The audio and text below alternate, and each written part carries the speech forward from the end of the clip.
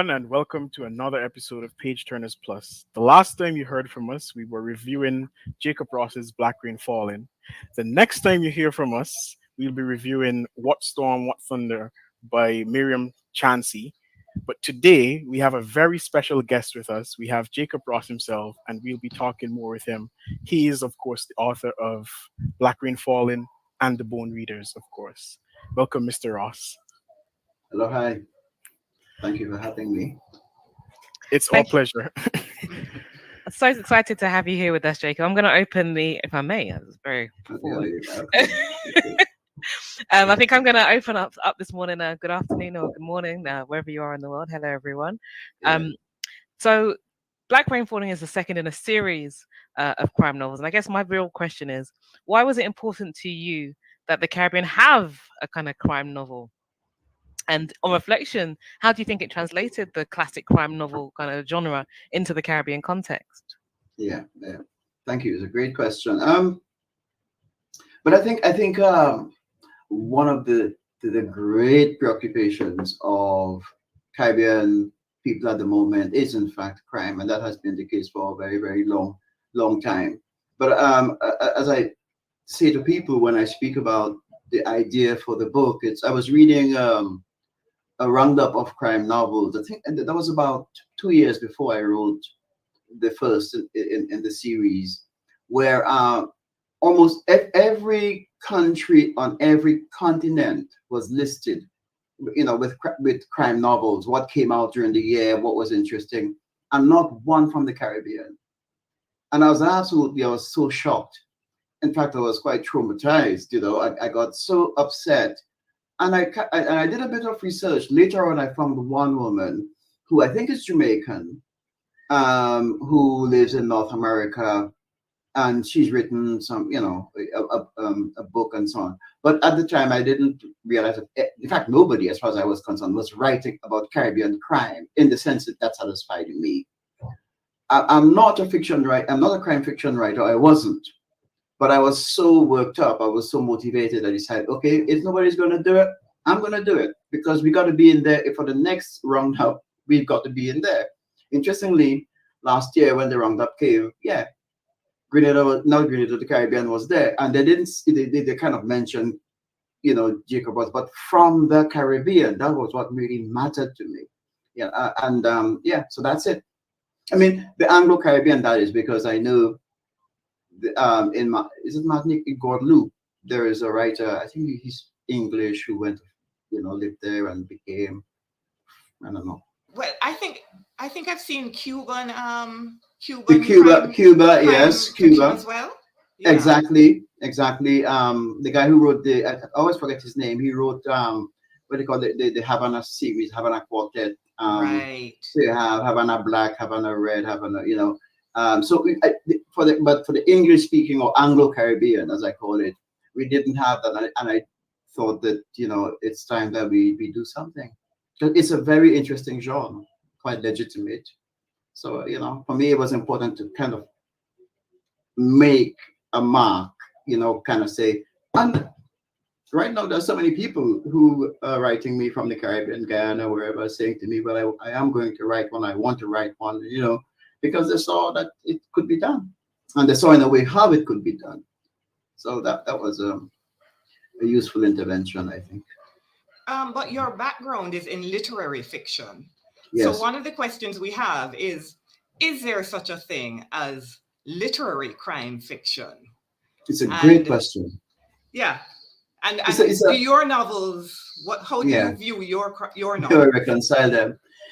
I never thought that what I was writing was literary in any way. I just wanted to write a crime novel. So what I did was I teach narrative craft all over the world. I do it here at universities, at community groupings and stuff. So I understand how a novel works, and I understand how a genre novel works. I understand what I call the understructure of the novel. So I literally studied, and I read quite a few of Raymond Chandler's and some in my time.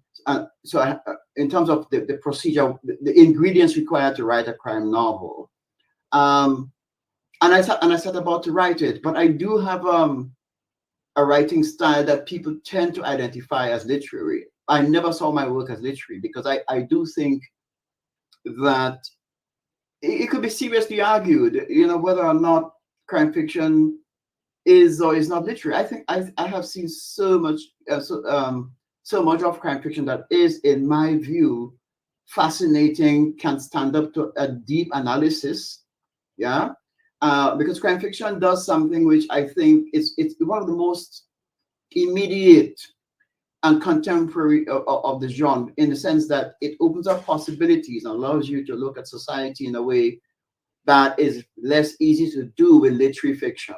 But there's a rawness to crime fiction, so you can look at the dirty underbelly of your society, which is what a lot of crime fiction, good crime fiction, and does anyway.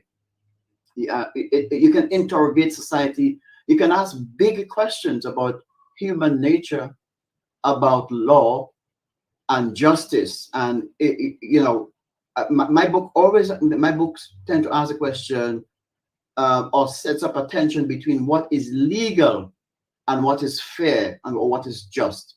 And that's part of the struggle that my character, for example, Digger, has. Okay, it's legal, the law says you should do this, but it's not fair, if you go along with what the law dictates. And sometimes, it's like in the early part of the book, he says sometimes in order to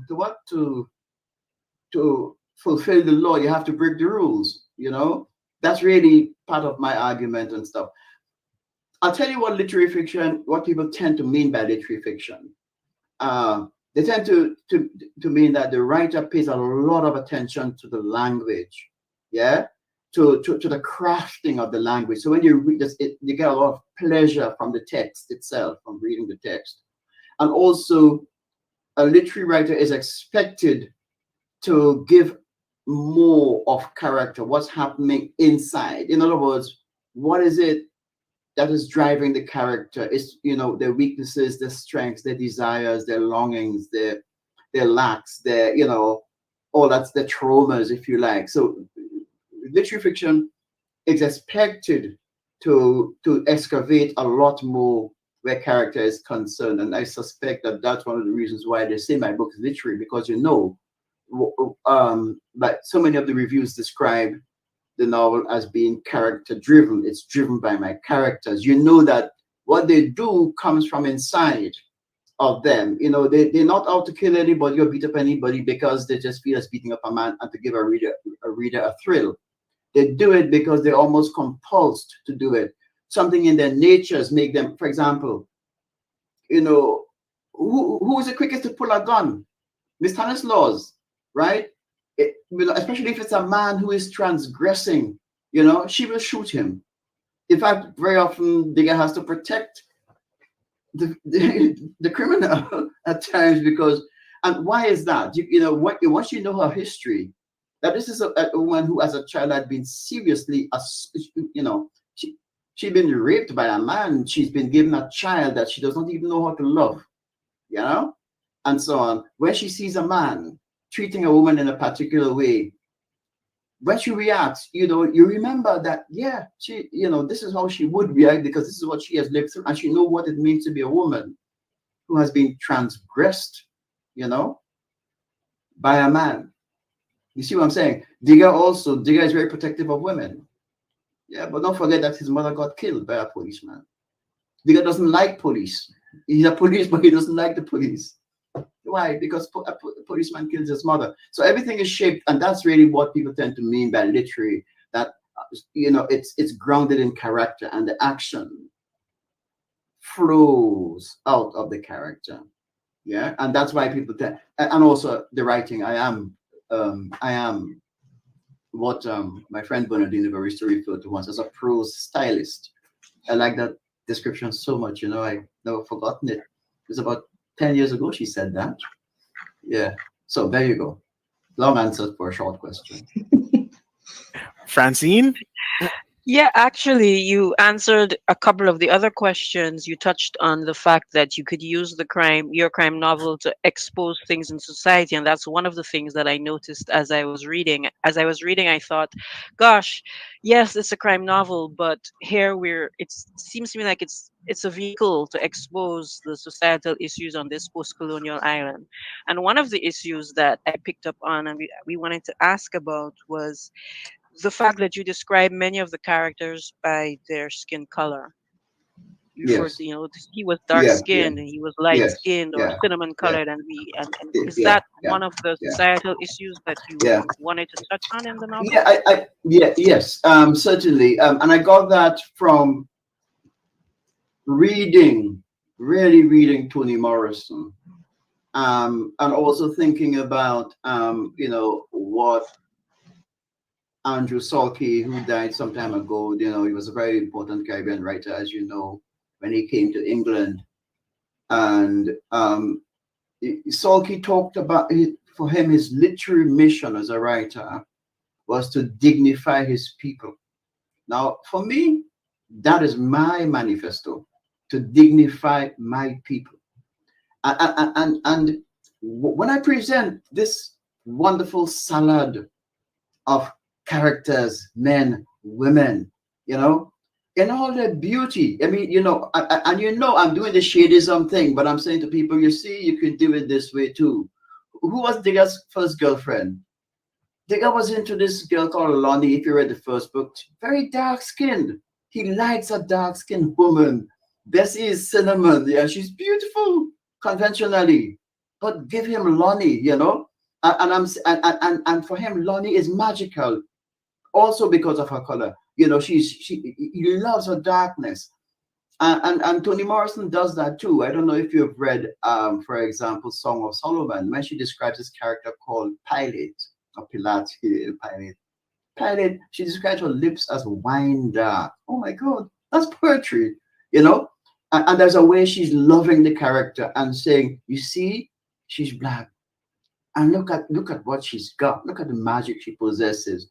So I have a military novel, Pinter Bender, I call it. People call it Pinter Bender. Pinter is a dark skinned guy. He's gorgeous. His girlfriend is very light skinned, Tinel, but she's gorgeous too. So I'm doing that, and I'm saying to you that also, I'm not going to generalize, but in my reading of a lot of European literature, and that's what most of us have grown up on, my generation and stuff, characters, they might have variety, but they are quite monochromatic. Is the Caribbean, if there is one thing that the Caribbean is not, is monochromatic, you know? Man, we got shades and color to give away. And that is what I'm doing when and I hope people don't read it wrongly and take offense at it. But I'm trying to say, look at, it's like a fruit basket of humans, mango, avocado, guavas, have a look. It's a bouquet of humans. You get me? And that's what I'm into. I'm there to dignify my people. Full stop. And they get it. The European readers, they absolutely get it. Some might go in a huff, about it. But one thing they can't say is that as a writer, even when I present them as doing pretty awful things, you cannot deny the fact that I love those people as a writer. They're my people, and I identify with them. Simple. Paula, you want to jump in here? Yeah. We One of the things we noticed is that oppression is in this novel. You deal with oppression. You show it occurring on all levels of the society. The children, for example, there are children who are being oppressed by the drug dealers. Juba Hurst oppresses the whole of Cara Island. Um, then, of course, there's the historical oppression of Miss Stanislaus by Juba Hurst. Decima Manil who is upper middle class, is oppressed by her husband. So what I perceive is a pattern of oppression, which it goes through the whole spectrum of the society. And I was Yeah, wondering what you were discussing there. yeah, What did you want to yeah. show us? So yeah, it's a wonderful question because again, that's one of my big things. Look, Caribbean society is like what Walter Rodney said. Walter Rodney said Caribbean plantation society was founded on an economy that was designed to kill, meaning that the European plantocracy, when they came, they had worked out, they did a kind of mathematics, especially in Latin America, right? They had a kind of mathematical thing. It's almost like what you do with insurance at the moment. And they decided that if I work this man or this woman to death, they will last me 25 years, and it's cheaper to work them to death and to buy another batch of slaves than to look after them and keep them alive. Some people do that, with animals, or they should do it with animals too. That was a calculation. What Rodney pointed that out. Caribbean society was founded on violence. Caribbean society is a society from the very beginning, right? The early peoples who were there, what I call the first people of the Caribbean, they were wiped out. The Caribbean, as we know it, had its roots in a kind of genocide, okay? And it was replaced by another kind of genocide, which is the bringing of Africans and whatever it is to the Caribbean. Our society was constructed on violence. And you know what happens? We, as Caribbean people, have, especially the Caribbean Africans, as I call them, some people say African Caribbean, Caribbean African, we have internalized so much of it, and if you really want to get a sense of how that has become an important preoccupation for some of our intellectuals, you read George Lamming. George Lamming was the one who, I think personally, I think Earl Lovelace too, a few others, because Lamming always said, that the decolonization process is not a physical thing. We got to do that too, and we know that others like Frantz Fanon have been doing the work on it. But Lamin was the one, the Caribbean writer, who really, really was preoccupied with it and always felt that we haven't got it yet. We haven't embraced the agenda yet, and it's do that kind of thing.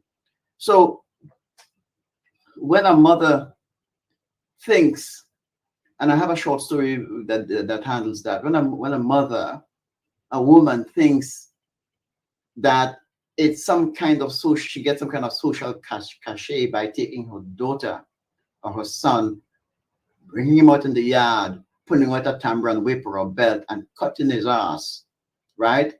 When a woman thinks that if my man don't box me or slap me, he don't love me. You understand? When as happened in Grenada, it's an insight I kind of came upon because I'm researching at the moment, where people tend they're so ready to respond emotionally rather than rationally to stuff. So if somebody offends me, rather than offend them back or just turn my back on them, I want to cuff them down. You know the expression cuffing down. When you have situations where people we have not learned the skills of negotiation. This is what I've always said was the problem with the Grenada Revolution when they killed each other off in 1983. These guys never learned the simple, elegant, necessary thing of negotiation. You don't agree with this person, you negotiate. You don't fall back on violence. Yeah, you don't do the thing that society has always taught you to do, right? And how did they settle it? In a classic historical Caribbean sense, they put 9 of their colleagues, including the prime minister, up against a wall and executed them. Yeah, And that is what we have to fight against. You know, the whole idea, a man, his wife or his woman gets him vexed. He wants a boxer. You want to hit her. You want to beat her because he has the right to do it. That dare I say is not just a Kamaho thing. That's a Caribbean thing. Yeah, and that is something which I think that we have to address. And in my writing, all the time it's there. Why? Because I lived through it. So in my book, it is all about violence. And also, if you look at Desi and her husband, Desi is posh. She's nice. I like her. Very much actually. But I'm showing you that violence doesn't only happen, with ordinary working class folks. You go all the way up there. Money doesn't make a difference. Wealth doesn't make a difference. The same kind of prerogative that a man feels he has over a woman, be he a guy who goes out there and cut grass to make a living, and the one who has the big house with the lawn and the orchard at the back of his house, he is still Grenadian or still Caribbean, and he behaves exactly like the one that he thinks whom he thinks he's better than. That's really what it's about. And we need to confront it. I think I'm going to cede here to Kesua so she could ask her question about the Grenada Revolution, just because it comes on the heels of what you just said. Kesua? Thank you so much for those thoughtful comments. And I think one thing that really jumped out at me with this novel was how the Grenada Revolution is really woven both into the background consistently, but at times it really comes to the forefront of the story as well. It becomes important. And it was unusual, I think, for me. I wasn't expecting it, rather, because the novel's set in a fictional space, Kamaho, rather than the physical, real Grenada. And I just kind of wondered, why did you think? Why did you make that choice? Why did you do that? Why was it that it was in the realm of the imaginary? Perhaps the revolution becomes a more palatable story, or more relatable, or more real. Anyway, more believable. Nice. Yeah, nice one. Nice good. One is because the reason why I'm in England is because of what happened, the violence. I was a lot of people don't know this, but I was the director of cultural affairs in my country. I ran a whole ministry. I was responsible for cultural development when this thing happened. I came to England because the Americans invaded Grenada in 1983. I left in 1984 to come to England.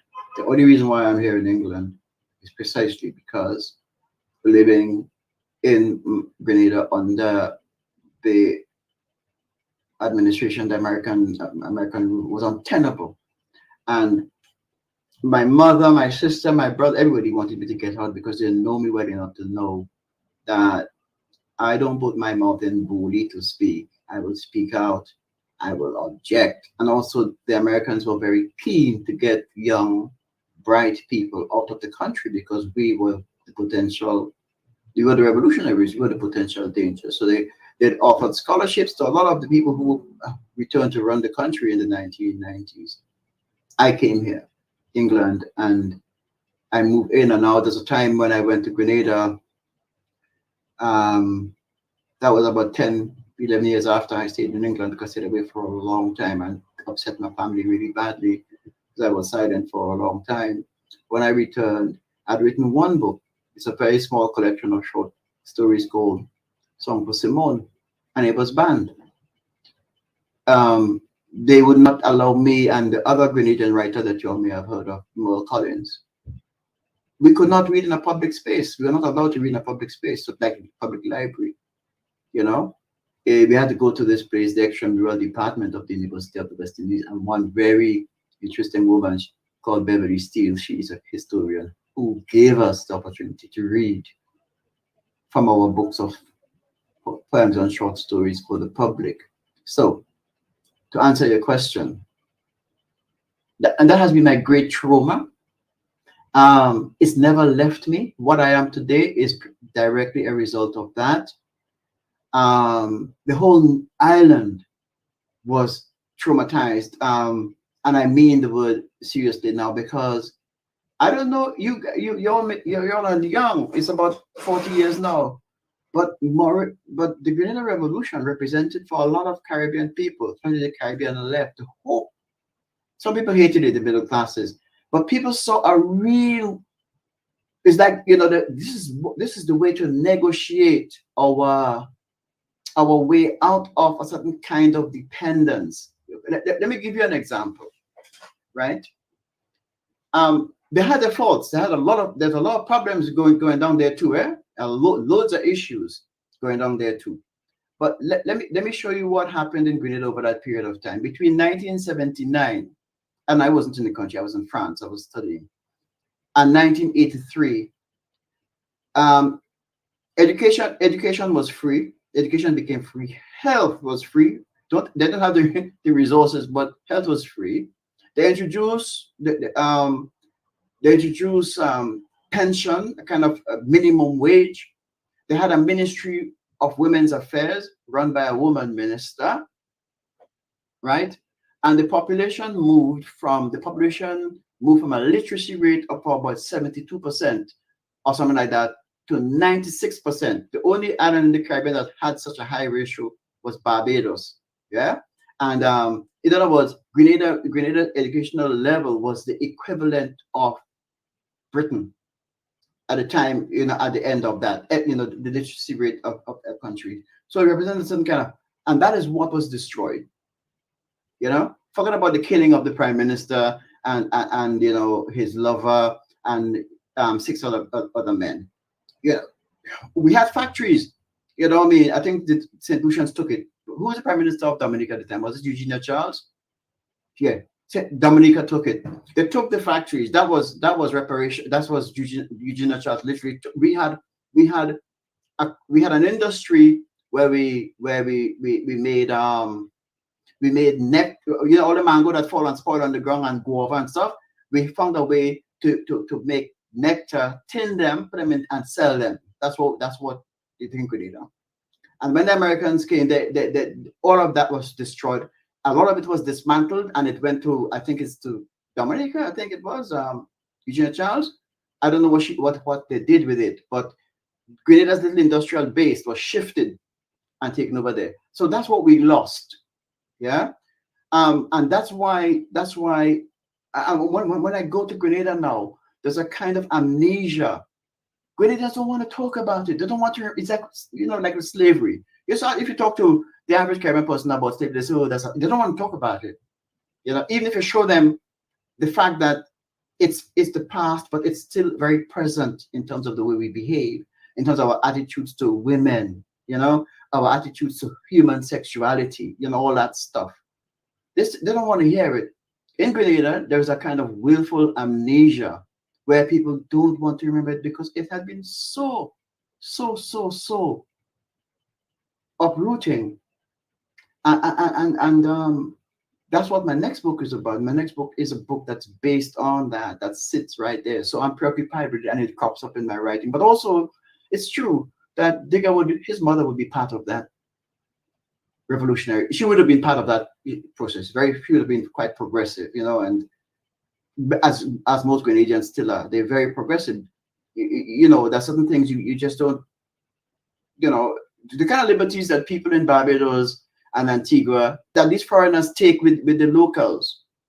They can't do that in Grenada. Grenadians will run them out of the country, as I did with a guy called Brownlow. An Englishman decided to block the beach, and he owns the beach, and we can't go on the beach. Within 2 weeks, he was back in England, Lord Brownlow. Do you understand? Some time ago, the Prime Minister, but he's out now, tried to sell a park that bordered on the beach that Grenadians love, a little park, for kids to run around in, to sell it off to some developer. Within 5 days, he had to retract. He had to say that he never ever, that was a mistake. He never intended, or wasn't one of his ministers who because he knew, fire going to burn him. Thank you so much for that answer.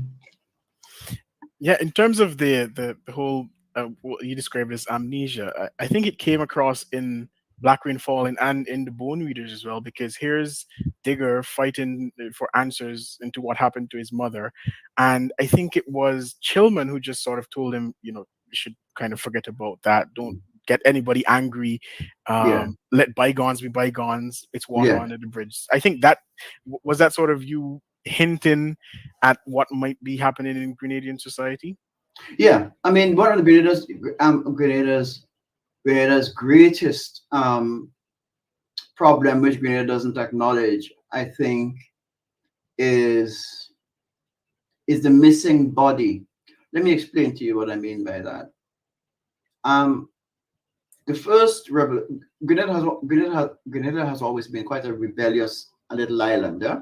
Um, it took the Europeans 100 years before they could even set foot on the island. You know, because the natives there, the people there, just wouldn't let them land, right? But they eventually landed. Okay, and not long after, just after the French Revolution, in 1790 something, 72, I don't remember. Haiti, with Toussaint Louverture and that lot, decided that they're gonna follow the French, you know, equality, labor, fraternity, and liberté, fraternity, and they decided they wanted their independence too. So the Haitians put up a fight against the French. You know, keep that in mind. And 2 years later, 1795, there's a guy a Grenadian guy called Fedon, Julien Fedon, decided he's going to do the same thing as the Haitians do. So we had the first Red Revolution in Grenada in 1790, and he fought the British for 1 year. The only reason why he lost that war is because he was not able to capture St. George's, or else our history would have been very different. So it's an island that has always been quite, you know, very much like that. In the 1950s, we had another revolution with this guy who came in and turned out to be a dictator in the end, but he was very important for Grenada, a guy called Eric Gary. And Gary was the one who introduced unionism, wage labor, right? He destroyed the whole system of serfdom, you know, where people work, you know, for the kind of absentee plant. And then, of course, in 1979, another revolution. So we have a fair share of that, you know, and that is the proud history that they have tried to make Grenadians forget. But what they do not realize is that it's in the blood. So take, for example, let me give you an example. There are several important sites in the country which are of great symbolic importance to Grenadians. They don't even know it, but it's there. It's the place where Morris got, quote unquote, indicted to be killed. It's a house that overlooks the harbor. Yeah. What did the last prime minister do? He decided to build the House of Parliament on top of that, right? It's a kind of erasure, right? They decided to conflate. I think it was I can't remember exactly, but one important day, you know, that we celebrated during the revolution, to conflate that with what they call independence, the day the Americans arrived. In other words, trying to wipe away all the old, old important psychological symbols by canceling them out with, and that is not his idea. He's not bright enough to come up with that. It's his American advisors, the State Department, CIA, or whoever it is. They are the ones who advise him to do that. But in other words, to tamper with the profound, hard-earned symbols of Grenadianness, yeah, and by replacing them or distorting them, or whatever, that's what they do. I'm gonna jump in here if I may and ask another question if I can. I mean, when I asked the question about the Grenada Revolution, it was because it felt so present in the novel, but so kind of like a scepter almost in the background, sometimes coming to the fore. And the way you talk about it with such passion and depth and knowledge, obviously because of your role that I didn't know about, but I did wonder if that 1984 date, because I think it's quite clear that you arrived in England in 1984, and that, yes. There was I did wonder if that was related to the end of the revolution. I do kind of. The other question I want to ask is: you mentioned another book where you might feature the revolution. Would that be another book in the series, the crime series, or would that be a separate? No, that's separate. That's book 2 to the first literary novel I wrote, called Painter Bender. and you should read it. You should read what, or if you don't read it, read what John Lee. John Lee, John R. Lee. I think he's Saint Lucian. He does all that sort of stuff. Go and read. Hear what he says about the book. It didn't take off. It came out the wrong time. The publishers who didn't. I don't think that they were ready for a book like that. And somebody who read it recently told me basically that the book, it was long. It was at least a decade before its time, but it's worth reading it because it gives you a sense of what it meant to be. Well, all the islands would have experienced that. It's just that it's that period in our history when we, as a people, were just about to step into the 20th century, to move out of, the 19th century. All that meant, the kind of serfdom. When you had in the Caribbean, you had monocultures, like, for example, Dominica, you all had, was it Roseau? Where you all had, sugar cane for some parts, and bananas for, and all of that went to England, right? These, sugar cane for the sugar and the rum until they needed it no more because it was replaced by beetroot. When the Caribbean was a plantation whose sole economic structure was to feed the needs and the resources to feed of the colonizing powers. Yeah, there was a time when the Caribbean was that. When in fact when we had what we call monocultures, when the dominant crop was a crop that the people in the islands could not use. When for example, you in Grenada we grow some of the best cocoa in the world. That's a fact. It's not a boast. Jamaica, some of the best coffee in the world. But we're going to still go in the shop to buy a bottle of coffee or to buy Ovaltine or Milo. Do you understand?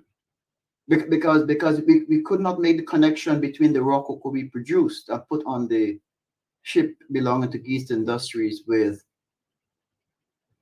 the cocoa that we grow. You understand?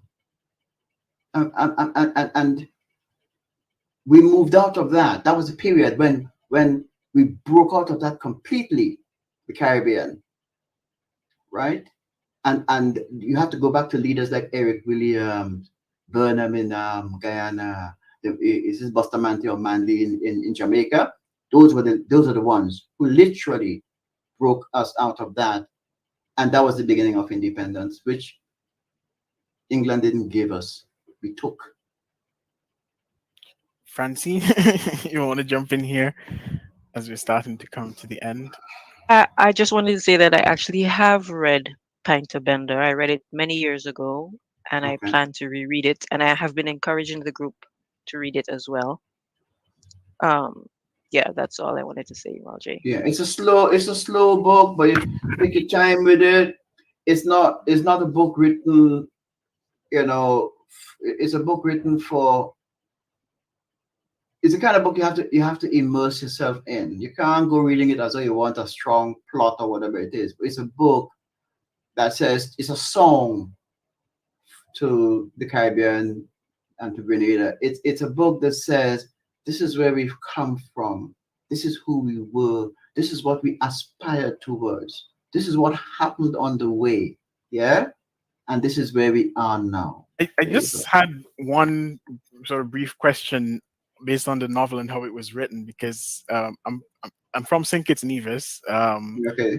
I naturally speak a Creole, but reading the novel, it came naturally to me. But I realized in terms of the spelling of some of the Creole words, Yeah. they were quite unique, and I've never seen such spelling before. So I was wondering whether you devised that yourself, or maybe that's a Grenadian thing that I'm just not familiar with. No, there's the hardest part of the book to write, and in a way, it's what people buy the book for and what people reject the book for. There's a kind of reader out there who they don't want to hear it, they don't want to read it. For them, it has to be in standard English, right? In fact, for some of them, the character has to be white, Yeah, because they can't imagine a black Miss Stanislaus or a black digger. You know, there are people who are like that. That's what they call it. What you call the default. And I'm planning to do a whole kind of semiological analysis with my students on that. People who they just do not want to identify or emotionally or to bring themselves into an imagined space where there are people who are not like them, and more specifically with black people. There are people that are, and and sometimes they don't even know why. Sometimes they do, but having said that, there are again, and many of them are English actually, because some of the best readers you find probably in the world are some of the English readers. I'm talking about white English, yeah, who loved the difference, they loved the opportunity to get into a space that they would not otherwise have had the opportunity to enter. And some of the best readers of my book are white middle class English people. That's a fact. You know, um, about the language, the Creole language, is the hardest thing, and all Caribbean writers who write, especially for a hybrid audience, have that difficulty. If you read some of the notes that Sam Selvon made to himself. I have had conversations with a few of them. Even Lamming, I remember many years ago, he came to Grenada, and I spent some time with him. And he just said to me, that's the big question. Ask yourself, what language shall I write in? Because unlike St. Lucian Creole and Martinican Creole and Guadeloupean Creole, it's not written down. We have not codified it on the page. The Anglo-Caribbean Creole is not written.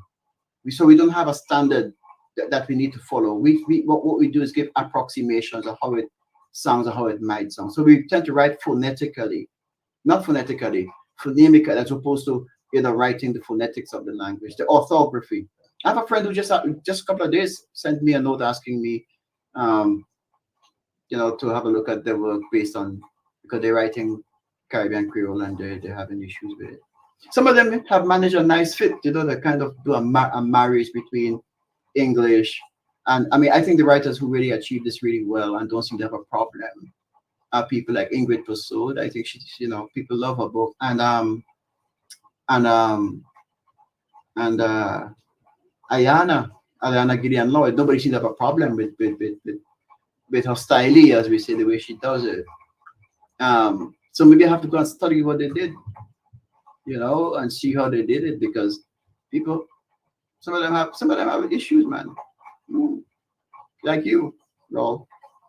They seem to find it difficult. I find it easy. Just say it out loud. And No, just say it out loud. or listen to the audiobook. Thank you very much for that one. Just one very brief final question. What are you reading right now? What am I reading right now? Present View. By Celeste Mohammed. Yes, by Celeste Mohammed. It recently won the Bocas Litfest Prize. Well, thank you very much for this interview. And to end, we're going to have a reading by Jacob Ross himself. Do stay tuned, and we look forward to seeing you the next time. This is an extract from Black Rain Falling, and this is where my main character, Digger, the night before, he's arrested a policeman who ran over a woman and didn't stop, because the police officer was drunk, and he just kept driving until somebody stopped him, and people were absolutely, really, really very angry about it. Now, this is not a made-up scene. This actually happened when I was in the Caribbean, in Grenada, a few years ago. This is a woman, a real woman, and whatever. And Digger, my main character, he is coming down from visiting a friend. He's coming on the road, driving from visiting a friend in another parish, and he comes up on this accident, and he got so angry at this policeman who's run over a woman and didn't stop the vehicle. And when the guy asked him, well, how come he didn't stop? The guy found out that the guy is drunk, one. And two, the policeman said he thought it was a dog. And so what the guy did, the guy arrested him. That's his fellow officer. He arrested the guy. The guy was drunk. Dragged him over, you know, to the police station. Put him in the cell and then locked him up in there and took the key home. At 9 o'clock exactly, I received a call from Staff Superintendent Gill of San Andrews Central Police Station. He demanded the keys up to the cells in the building. Didn't I know that a police officer never arrested another officer in public, no matter what they did? And they certainly didn't lock them up overnight and take away the keys. Where did I get my training? He asked. Who the hell did I think I was? Detective Constable Dixon, sir, I said. San Andrews CID. 2 years serving, and I'm asking you to read the report I left with your duty officer before you start to insult me. That's no excuse, he snapped. I want the keys. When you're bringing it in? When I'm ready, I replied and hung up. I left my house at 11 a.m., the jail keys in my pocket. I took the long road to the office in St. Andrews. Chief Officer Malan called. I didn't pick up. 5 minutes later, Officer Admin Pet texted me, where are you? I didn't reply. The chief officer phoned again. I ignored him. Then Miss Stanislaus's number popped up. Good morning, Miss Stanislaus, I said. How are you? Mr. Digger, she said. You asking for trouble? No. Why you lock up the policeman? He killed a woman last night, Miss Stanislaus. Drunk driving, and he's not getting away with it just because he's an officer. I didn't know, she said. You planning to fight them? That's for the family of the victim to do. Ask Pet to get a lawyer who's prepared to take the case on a no-win, no-fee basis. Right? I'll give Pet the details when I get in. Send the details now, Miss Stanislaus said, and her whole tone had changed.